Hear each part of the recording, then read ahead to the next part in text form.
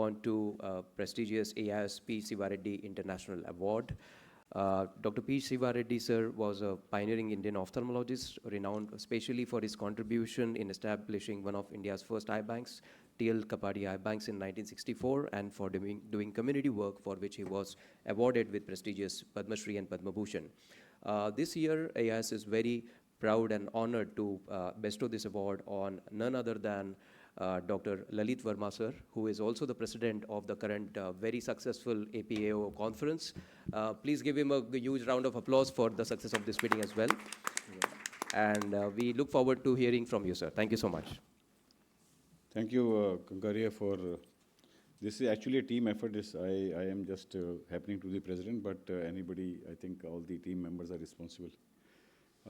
At the outset, I am actually humbled that I am here standing before you and delivering this talk in the honor of Dr. Shiva Reddy, who has no comparison actually in Indian ophthalmology. He was one person who raised the bar for AIUS, and I bow my head towards this great gentleman who raised the bar for AIUS and made what AIUS is today. So I'll be talking about a topic which is very... Can I have slides here?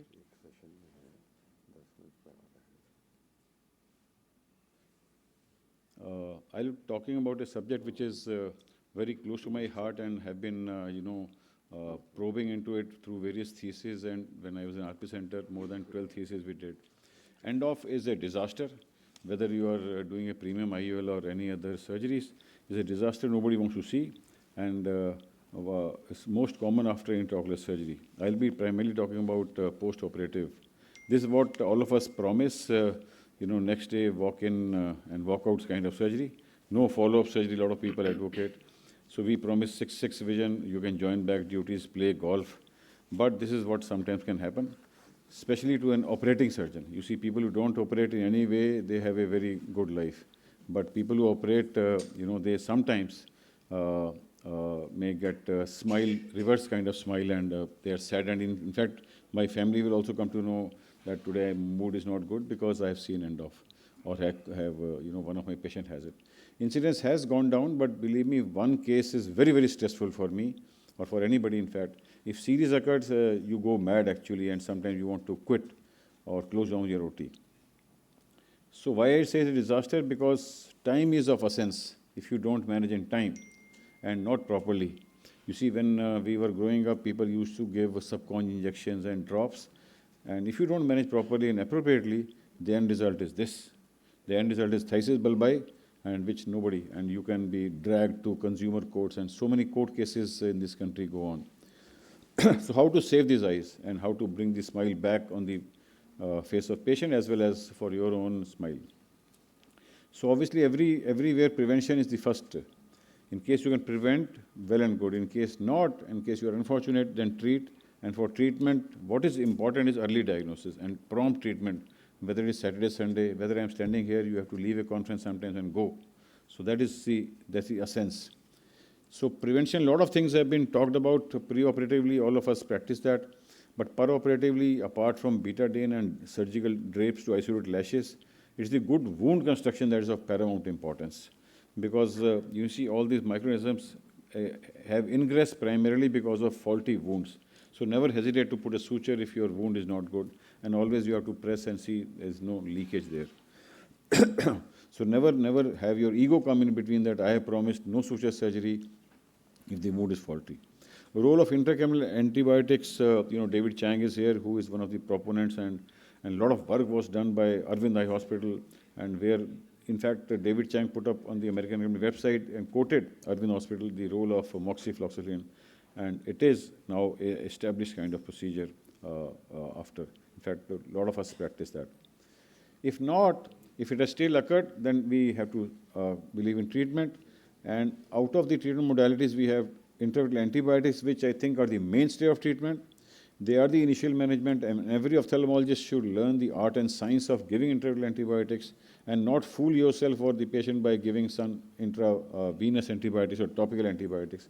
Intravitreal, where the bug is there, that is the place where you have to inject. And believe me, if injected early and you are lucky that organs are sensitive, results are pretty good. If not, or if the load is so high, then vitrectomy has to be done. Vitrectomy, as you know, is a debulking kind of procedure or a IND kind of procedure where you debulk and then the organisms become sensitive. So I'll just run through a couple of situations from my own library.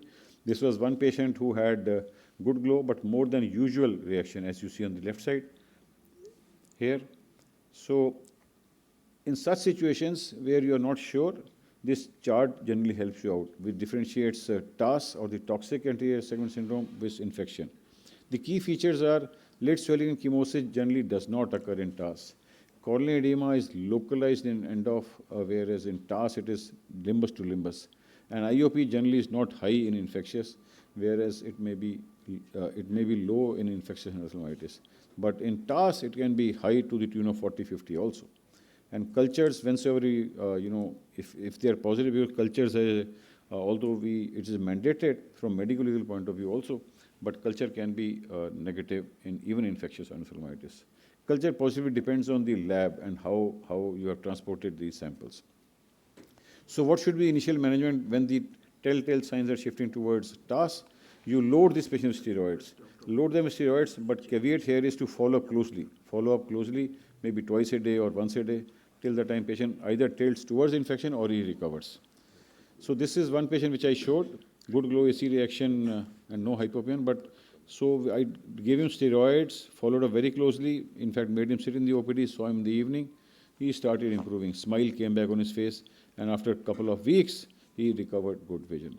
This was a young lady who had RK done and had cataract surgery done later on, and had this white clumps which tilted my diagnosis towards TAS because of the color of this vitreous opacity. So again, loaded this patient with steroids, and again followed up. And gradually take photographs just to, impress upon the patient also how the patient is. Tell the patient that glow is coming back, and this patient then improved. Situation number 2 is when you are suspecting endophthalmitis definitively because of all those signs, or the patient of TAS has not responded, then you start thinking. Believe me, you will never regret giving an immediate injection. So what, when and how to give, a lot of literature is available. AIOS CME series, which we wrote long time back, is still relevant today. So which to give is, I think you always choose 2 antibiotics because it's the empirical treatment. You start with one for positive, gram-positive, one for gram-negative. Vancomycin still retains its supremacy from gram-positive, but ceftazidime has gone down as far as sensitivity is concerned. Previously 90% it should work against gram-negative, but today around 50 to 60%. And a lot of people, once they're suspecting gram-negative, have shifted to better antibiotics, imipenem or colistin and such things. So this is one chart which we had prepared and distributed all across the membership, not once but twice, where, because you can't memorize this, so you have to stick it onto the operation theater wall, so that, because drugs have to be prepared by yourself, not by any fellow or any nursing staff. So how to give? It's always a sequential injection. Because 2 antibiotics are involved, it's better always to decompress the globe, otherwise you risk the chance of CRA. And decompression is best achieved by biopsy. People who know, people who do not know should do only aqueous paracentesis. I do not advocate that you aspirate the vitreous, because if you pull too much, there could be a traction onto the vitreous base. It's always better to have 2 syringes.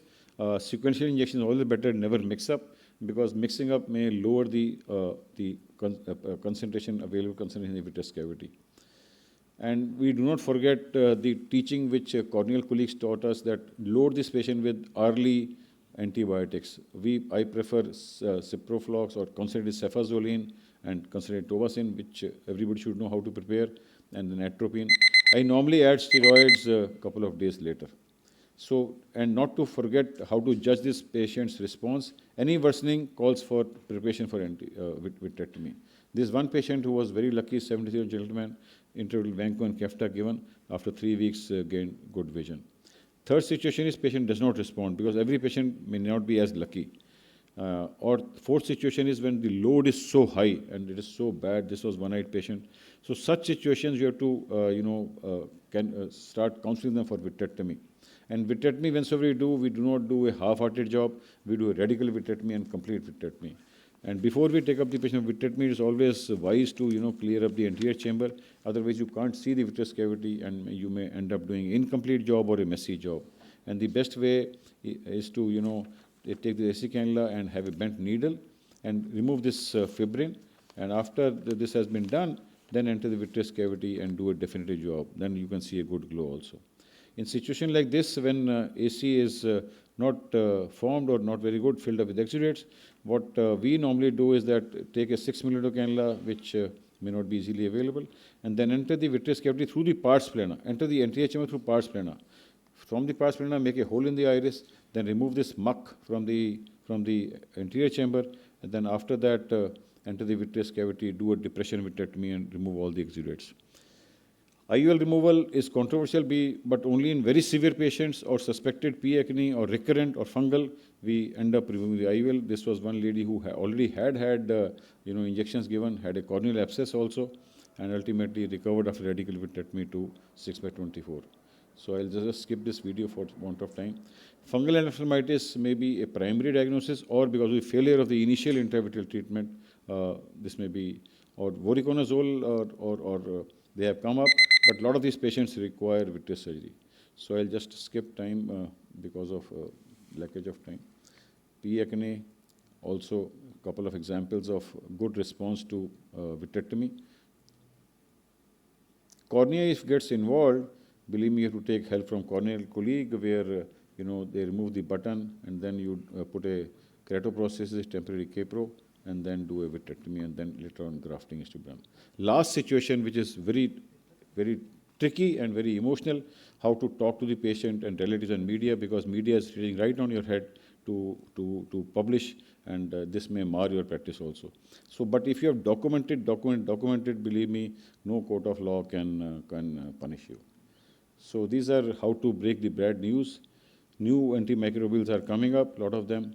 And lastly, these are the couple of tips which we had jotted down, about 10 tips how to manage the cases of post-operative endophthalmitis. So keywords are suspect, react and act very fast. Early, prompt treatment, whether it is antibiotics or vitrectomy, end up giving gratifying results and may convert this non-smile into a smile. Thank you very much for this opportunity. Thank you so much, sir.